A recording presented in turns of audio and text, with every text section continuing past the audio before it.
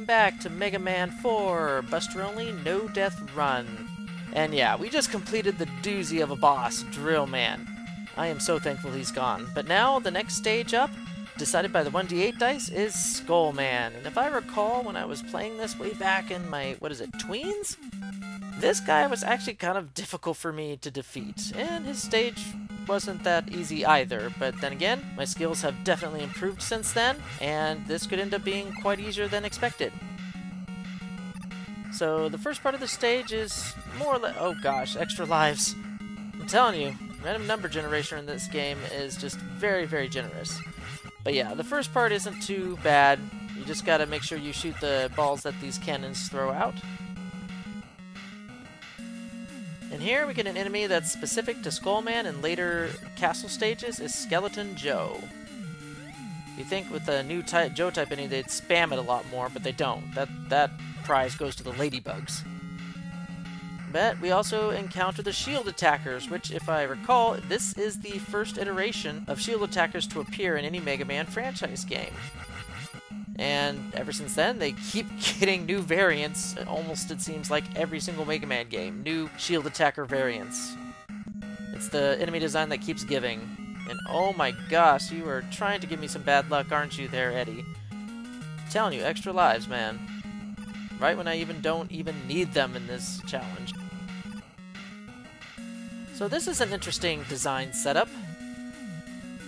This is a dead-end room, or path, if you will. Oh gosh, respawn rates are crazy.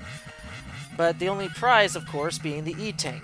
This is one of two dead-end path rooms displayed here in Mega Man 4. The Bright Man has the other path, where the only goal is to get to the end, grab the E-Tank, and then work your way back. Interesting design choice, that. It's almost like they wanted to put in another E-Tank. They couldn't find a place in the level to put it, so they just added a totally separate section and just tacked it onto the overall level design. Like, oh, here you go. And that's where they put their E-Tank, which is probably interesting given that this stage has two E-Tanks and not one. And yeah, that jump was pretty rough, especially because of the low ceiling there. On the way back, you want to jump quickly, or this little skull met there is going to knock and ruin your chances at getting a perfect jump and possibly cause you to die too. So quite a lot of enemy variety in this level that I've noticed, like 5 or 6 different enemies, which is kind of a lot considering. And this jump is deceptively difficult. It's a lot farther than you think it is. And there's some foreknowledge of Skeleton Joe positions. Helps a lot there, otherwise you're going to be boxed in by a whole bunch of throwing bones, and it's going to be really hard to make any future jumps to get past that area. Now, Skullman's an interesting character. He is very strictly pattern-based, and at first glance you might want to get as far away from him as possible when he has a skull barrier up. Nope! Be as close as you can, because he'll run straight to your position, and then, when he fires, that's when you want to start getting away from him to make it easier on yourself to dodge these shots. And as you can see, I'm trying to vary up the shot pattern here, because he does 2 sets of 3 shots. And they're pretty quick in intervals here, so, oh gosh, that's terrible.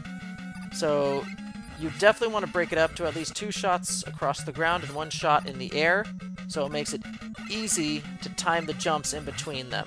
Because if you were to do jumping across all 3 of them, and they were all across the ground, 1, 2, 3, straight horizontal, instead of angled up at your jumping position, it's really, really difficult. Like, oh yeah, like that. Exactly what I'm talking about. But if you can lock him into this pattern, he's really not that bad. The only difficult part is right here, is dodging all those shots.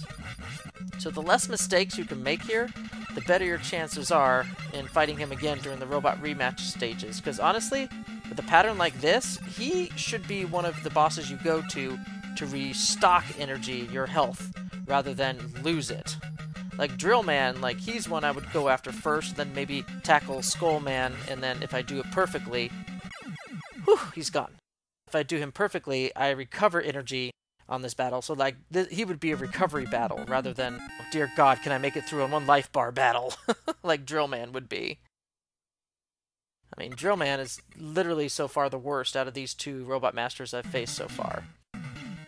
And we get the Skull Barrier, which is probably the most worthless barrier I have ever seen in the entire franchise, I think.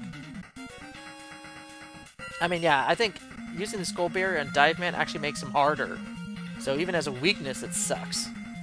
Anyway, we are done. We are 2 down and 6 more to go. Who's going to be next? We'll find out, and the 1d8 gives me the next boss in line. So, until next time, everybody, see you later, and stay retro. So yeah, this is what I was worried about, was this jump coming back, and I do believe I mentioned this earlier in the video. You need to get right at the edge here, or you're just gonna miss that jump entirely, and I was actually kind of worried about the Met up above. Now, remember what I said about that deceptively difficult jump? Right about here? You need to jump a little further than I did. And that's pretty much all the outtakes for the video.